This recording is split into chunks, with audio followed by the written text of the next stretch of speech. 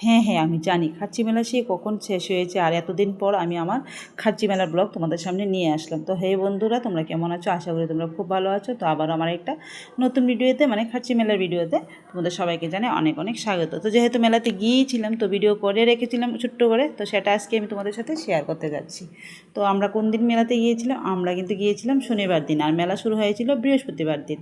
তো রবিবার দিন গিয়ে যাবো ভাবছিলাম, কিন্তু রবিবার দিন যেহেতু অফিস বন্ধ থাকে তো অনেকটাই ভিড় হয়, আর রবিবার দিন আসলেইতে অনেকটাই ভিড় হয়েছিল।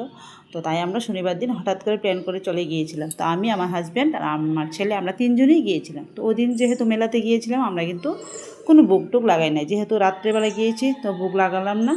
তো সকাল সকাল আমার শাশুড়ি মা, মানে মেলার লাস্টের দিন বুক দিয়েছিলেন, আর খুবই বৃষ্টি ছিল মেলা লাস্টের দিন, কেন 3 দিন 4 দিন তো খুব বৃষ্টি হয়েছিল, তোমরা সবাই জানো।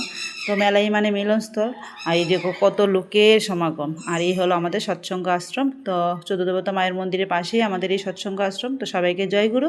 তো তোমার সাথে কথা বলতে বলতে আশ্রমের পাশ ধরে কিন্তু চলে আসছি মন্দিরে। আর এই দেখো চশমার দোকানটা কতটাই সুন্দর। তো হরেক রকমের মেলা, হরেক রকমের জিনিস, আর নানান জায়গায় নানান রূপ, মেলায় মানে মিলনস্থল।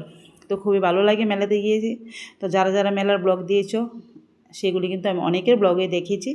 আর যারা যারা এমনি ব্লগ করো না, মেলাতে গিয়েছো, কী কী আনন্দ করেছো, অবশ্যই আমার ভিডিওটাতে একটা কমেন্ট করে বলতে পারো। তো এখানটাতে কিন্তু সকালবেলা প্রচণ্ডই লাইন থাকে, কেননা সকালেই বেশিরভাগ বুক দেওয়া হয়।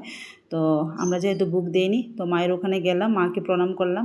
এই যে বুড়া মাকে সিঁদুর দিলাম, আর মোমধূপকাঠি জ্বালালাম।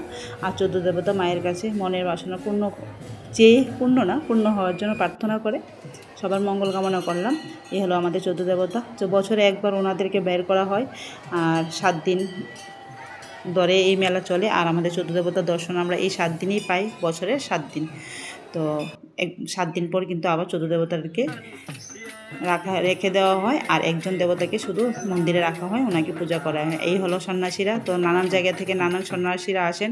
তো একটু দাঁড়িয়ে ওনাদের কীর্তনের মজা নিলাম, আনন্দ করলাম। আর রাত্রেবেলা মেলাতে আসি মানে এই লাইটিংগুলো, তো পুকুর পাড়ের লাইটিংটাও কিন্তু খুব সুন্দর হয়েছে। যারা যারা এসেছো তোমরা অবশ্যই দেখেছো, জানি আমি।